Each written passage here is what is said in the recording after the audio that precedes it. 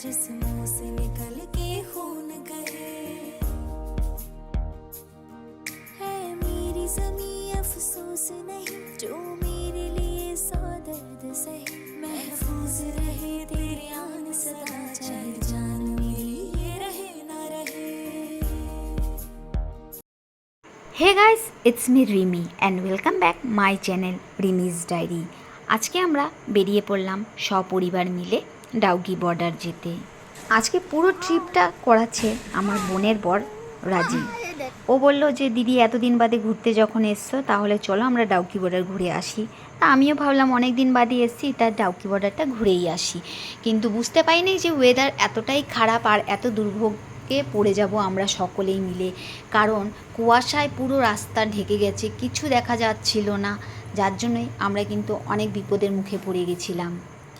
কিন্তু বাড়ি থেকে যখন বেরিয়ে পড়েছি, যেতে তো আমাদের হবেই, কারণ মাঝ রাস্তা পর্যন্ত চলে এসেছি। গাড়ি ঘুরিয়ে নিয়ে যাওয়াও যা আর ঘুরতে যাওয়াও তা একই কথা। আর তোমাদের সঙ্গে দেখাতে দেখাতেই আমরা ডাউকি বর্ডারের ভেতরে ঢুকে গেছি। আর ঢুকতে ঢুকতেই দেখতে পাচ্ছ যে চারিদিক অন্ধকার কুয়াশা, ভাবতেই পারিনি যে কোনো কিছু দেখতে পারবো। আর এমনিও কন্টিনিউ বৃষ্টিটাও হয়ে যাচ্ছে। তো দেখতেই পাচ্ছ সপরিবার মিলে কিন্তু আমরা মাওলাং ভিলেজ ঘুরে গাড়িতে বসে যাচ্ছি সোজা ডাউকি বর্ডারের দিকে। তো এইখানে যেতে যেতে ওয়েদারটা এতটাই খারাপ হয়ে গেছে যে আমার প্রচণ্ড ঠান্ডা লাগছিল। আর কারো ঠান্ডা লাগছে না, কারণ আমি এক জায়গা থেকে আরেক জায়গায় গেছি, তাই কিন্তু আমার ঠান্ডাটা একটু বেশিই লাগছে। আর একটুতেই আমার কানের ব্যথার ধাত আছে যেহেতু, তাই আমি কান ঠান ভালো করে ঢেকে বসিয়ে নিয়েছি। কিন্তু যত যাচ্ছি কুয়াশা কিছুতেই ঢাকছে না, মানে কোনো কিছু ভাবছিলাম আসবো না, না এসে পারলাম না। দেখো এখানে সবাই মিলে শুটিং করছে।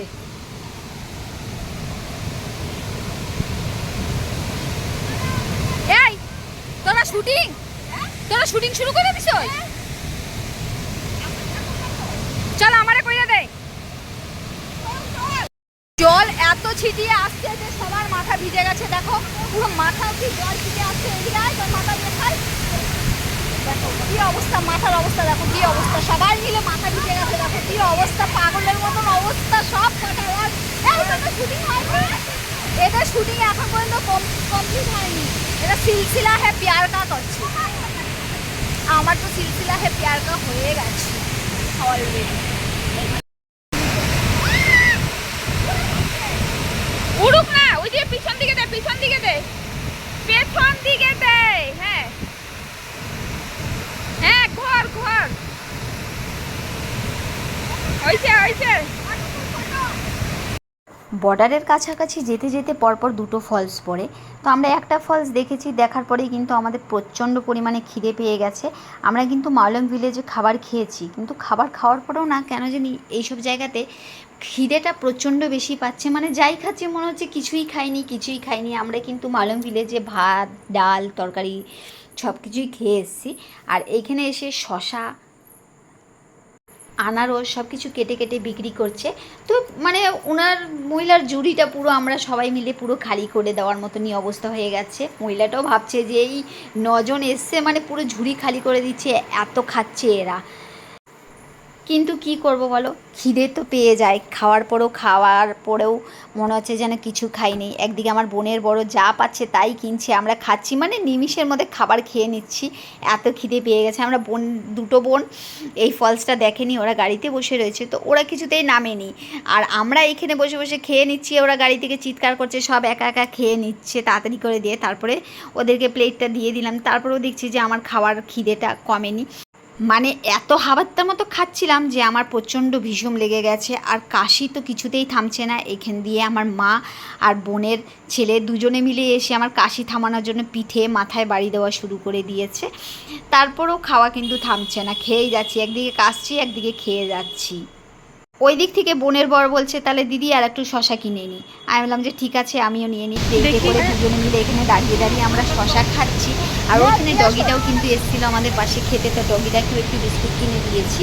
দিয়ে খেয়ে আমরা চলে এলাম আর একটা ফলস দেখতে। দেখতেই পাচ্ছ এই ফলসটা বিভৎস বড়, আর এত আওয়াজ, মানে পাশে দাঁড়ানো যাচ্ছে না, মানে আওয়াজে পাশের থেকে পাশে শোনা যাচ্ছে না, এত মানে আওয়াজ এই ফলসটার। আর দেখতেই পাচ্ছ দুধের মতন পড়ছে।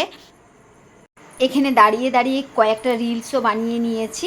আর রিলস বানিয়ে তারপরে এখানে দেখতেই পাচ্ছ যে মানে পাগলার মতন দৌড়াদৌড়ি করছিলাম। মা বলছে যে হয়ে গেছে, এখন আরেক জায়গায় যেতে হবে, এদিকে সন্ধ্যাও হয়ে যাচ্ছে, আমাদের তাড়াতাড়ি ফিরতে হবে, এখান থেকে বেরাতে হবে। তো বোনের বড় বললো যে তাড়াতাড়ি করে বেরিয়ে যাই, না হলে রাত হলে ওয়েদার খুব খারাপ, কিছুই দেখা যাবে না, তাড়াতাড়ি করে এখান থেকে বেরিয়ে যাই। তারপর আমরা পুরো ভিডিওটা এখান থেকে শ্যুট করে নিলাম, করে আমরা এখান থেকে সোজা রওনা দিলাম বর্ডারের দিকে।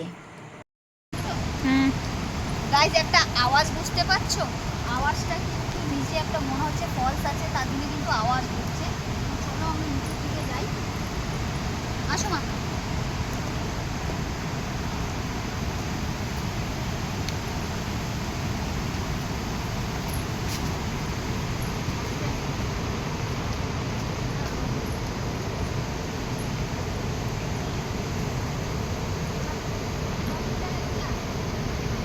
তো গাইস এইটা হলো সিঙ্গেল রুট ব্রিজ, দেখতেই পাচ্ছ, এইটা হলো সিঙ্গেল রুট ব্রিজ।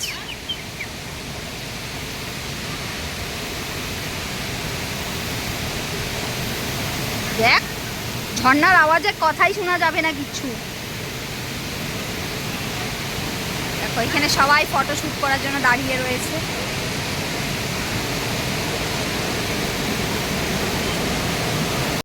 এই রুট ব্রিজে অনেক ট্যুরিস্ট এসছে, দেখতেই পাচ্ছ যে ফটোশ্যুট করার মতন দাঁড়ানোর জায়গা নেই। আর এই রুট ব্রিজটা তোমরা সকলেই হয়তো বইয়ে পড়েছো, যেটা শুধু রুট দিয়ে তৈরি হয়েছে, এটা কিন্তু কেউ কোনো রাস্তা তৈরি করেনি, দুধারের রুট দিয়ে নিজে থেকেই এই রুট ব্রিজটা তৈরি হয়েছে। ট্যুরিস্ট আসে যেহেতু এখানে, তাই রুট ব্রিজের ওপরে কিন্তু মাটি ঠাটি দিয়ে একটা রাস্তার মতন পথ করে দিয়েছে, কিন্তু পুরো ব্রিজটাই রুট দিয়ে গাছের শেকড় দিয়েই তৈরি হয়েছে। এত ভিড় আর এত কুয়াশা, আমরা কিছুতেই ফটোশ্যুট করার সুযোগই উঠে পাচ্ছি না, তাই আমরা একটু নিচের দিকে নেমে গেলাম। তো নিচের দিকে দেখতেই পাচ্ছ জলের স্পিডটা এত বেশি যে কিছু শোনা যাচ্ছে না। আর রুট ব্রিজটা দেখতে পাচ্ছ, আমি ভিউটা জাস্ট তোমাদেরকে দেখাচ্ছি, নিচ দিয়ে ঝর্ণার জল বইছে, দেখতেই পাচ্ছ। আর এই যে মাঝখান দিয়ে কিন্তু রুট ব্রিজটা, এই দিকের গাছের শিকড় আর এই দিকের গাছের শিকড় দিয়ে একটা সুন্দর একটা রুট ব্রিজ তৈরি হয়ে গেছে, যা মানে নিজের চোখে যতক্ষণ না দেখবে কেউ বিশ্বাস করতে পারবে না রুট ব্রিজটা যে এত অসাধারণ আর এত অপূর্ব অসম। চোখের দেখা আর ক্যামেরায় দেখা দুটোই আলাদা আলাদা পার্থক্য। আমি তোমাদেরকে যতই ক্যামেরাতে দেখাই না কেন, তোমরা যতক্ষণ না নিজের চোখে দেখবে জাস্ট ইমাজিন করতে পারবে না যে দেখতে জায়গাটা কতটা সুন্দর।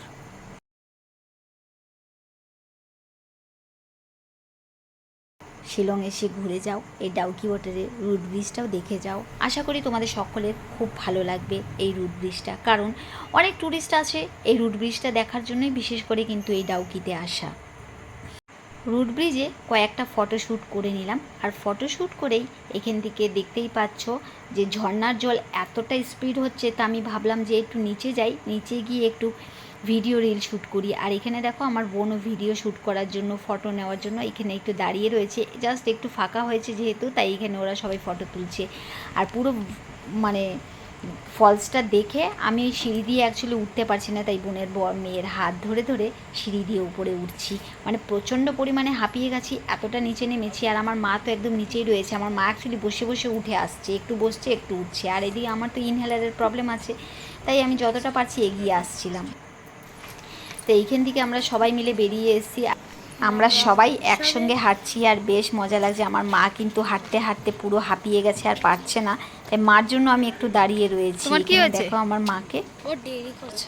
গাড়িতে খাবার কিছু নিয়ে আসা হয়েছিল সকালবেলা ব্রেকফাস্ট করার জন্য, তো ব্রেড, কলা, ডিম সিদ্ধ এগুলো আনা হয়েছিল, যেগুলো বেঁচে গেছে। এখন আমরা সবাই মিলে আবার খিদে পেয়ে গেছে, আমরা সবাই মিলে কিন্তু আবার খাওয়া শুরু করে দিয়েছি এই সব খাবারগুলো। আর খেতে খেতেই আমরা চলে এলাম ফাইনালি ডাউকি বর্ডারের একদম কাছে। আজকে বৃষ্টির ওয়েদারের জন্য কিন্তু সব বোটিং করা সব কিছু বন্ধ রয়েছে, নিচে গিয়ে কোনো লাভই নেই। আর জলের রঙও খুব খারাপ, খুব বাজে হয়ে রয়েছে।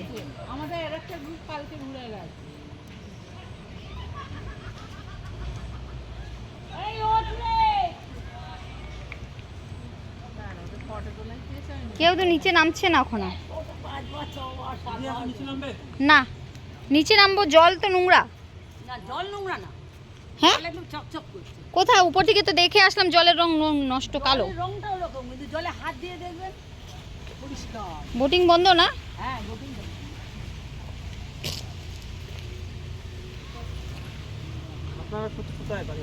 এখানে নৌকা বানানোর কাজ চলছে। এত বৃষ্টি হয়েছে, জলের রংটা দেখো পুরো চেঞ্জ। কিন্তু বোট চলা তো বন্ধ, কিন্তু এখানে সবাই নৌকার উপরে বসে বসে ফটোশ্যুট করে নিচ্ছে। তা আমরাও করে নিই। দেখো সব নৌকাকে উপরে তুলে দিয়েছে।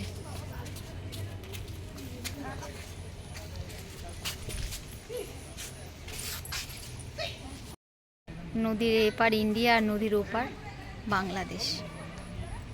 এপার বাংলার লোক আর ওপার বাংলার লোকের এখানে আগে কি হতো, দোকানপাট খোলা থাকতো।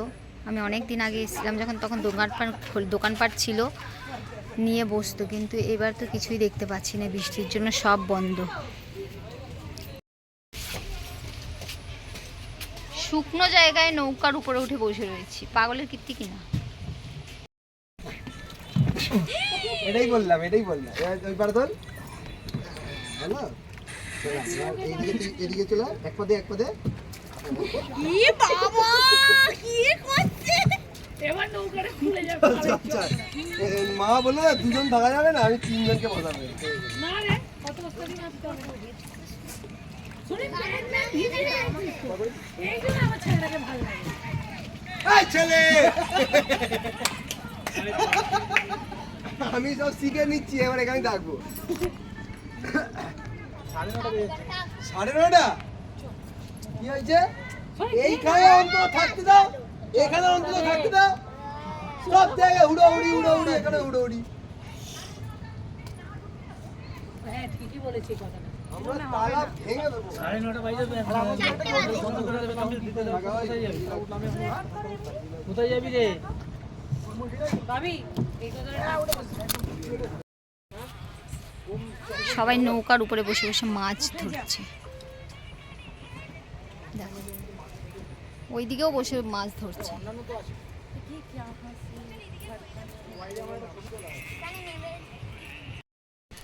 তো গাইস দেখো, আমরা ডাউকি বর্ডারে এখানে চলে এসেছি। আর নৌকো তো এখন চলছে না, আর সবাই কিন্তু এখানে মাছ ধরছে। আমিও কী করবো, আমিও সময় না কাটাতে পেরে কিন্তু এইখানে মানে ধারে নৌকোগুলো রয়েছে বাঁধা, সেই নৌকোর উপরে উঠে বসে রয়েছি। আর এই যে বোনের বর কিন্তু ফটো শ্যুট করার জন্য বসে রয়েছে। এই দেখো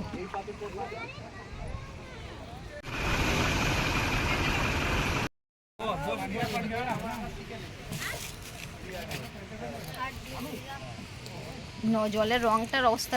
দিদি কি খাও? আমরা কাসন্দ দিয়ে আমরা মাখা। হ্যাঁ, ওপার বাংলার থেকে লোকরা বিক্রি করছিল, তাই নিয়েছি। এই যে ওপার বাংলা, আমরা বাংলাদেশে ইন্ডিয়ায় দাঁড়িয়ে রয়েছি। এই যে বাংলাদেশ। ও আচ্ছা আচ্ছা, খাও খাও। বর্ডার।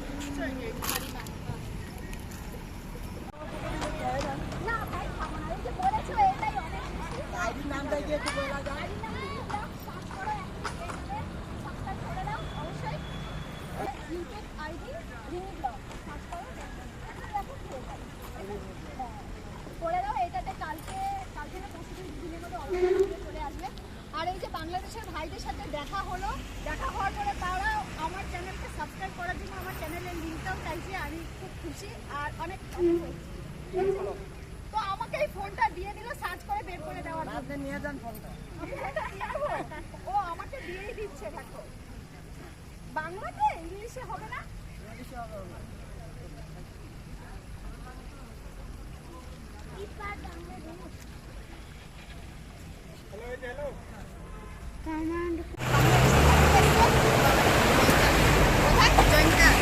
জৈন্তাপুর। ওরা এসে বাংলাদেশের ওপার থেকে, জৈন্তাপুর থেকে, আর আমরা এসেছি ইন্ডিয়া থেকে। তো দেখো বাংলাদেশের এপার বাংলা আর ওপার বাংলা এই ডাউকি বর্ডারের কাছে কিন্তু আমাদের দেখা হয়। আর এই হলো ভাই, তোমার নাম কি? বিবেক ব্যানার্জি। এত লরি চলছে তাই আওয়াজ হচ্ছে না। তোমার নাম কি ভাই? অপু ব্যানার্জি। অপু ব্যানার্জি। তোমরা সব কি ময়মনসিংহতে থাকো? না না, আমাদের বাড়ি জৈন্তাপুর। জৈন্তাপুরটা কোথায় পড়ে? স্থানে এখানে আমাদের ইন্ডিয়ার কাছে যে বলে না বাসাটা, এটা হচ্ছে আমাদের কাছাকাছি আচ্ছা, বর্ডার এলাকার লোক। বর্ডার এলাকার লোক। আচ্ছা, তোমরা এই বর্ডারের এই পার থেকে ওই পারে যেতে পারো কি? যাইতে পারি না, আবার যাইতেও পারি, মাঝে মধ্যে যাওয়া হয়। যাওয়া হয়। তাহলে আমরা কি এখন ওইখানে গিয়ে তোমাদের ওই টোটো থেকে ফটো উঠে আসতে পারবো? না, পারবেন না। পারমিশন নেওয়া লাগবে। পারমিশন নিয়ে তাহলে যেতে পারবো, তাই তো? যাক, তোমাদের সাথে কথা বলে দেখা হয়, খুব ভালো লাগলো। তো দিদি বাসা কোথায় আপনার? আমাদের বাসা কলকাতায়। কলকাতা। আগরতলা আগরতলা থেকে কত দূর আপনার বাসা? আগরতলা তো অন্য রুট করছে, কলকাতা ধর্মনগর। ওগুলো তো অন্য রাস্তা করছে। যাক, তোমাদের সাথে দেখা হয়ে খুব ভালো। গাড়ির থেকে নেমে সবাই এখন কিন্তু একটা পাতার খোঁজ করছে। কি পাতা বলবো? হ্যাঁ, বেদাল পাতা। বেদল পাতা না, বেদল পাতা না। বেদাল পাতা। এই যে রাজীব চলে গেছে বেদাল পাতার খোঁজ করতে। দেখ দেখ, সন্ধ্যা হয়ে গেছে। ওই দিক দিয়ে রাজীব, ওই দিক দিয়ে, ওই দিকে যাও। আমি তোমার ক্যামেরায় ক্যাপচার করছি, যাও। গাড়ি, বড় গাড়ি, গাড়ি আসছে।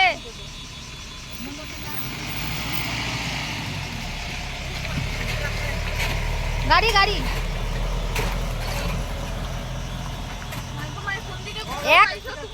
ওই যে পেয়েছে পেয়েছে, দেখো নাক দেখো।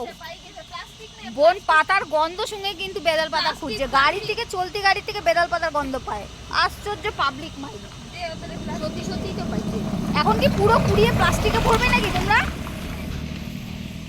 আর কালকে একজনে হলো না, বোনও চলে গেল পাতা খুঁজতে। চিন্তা করো।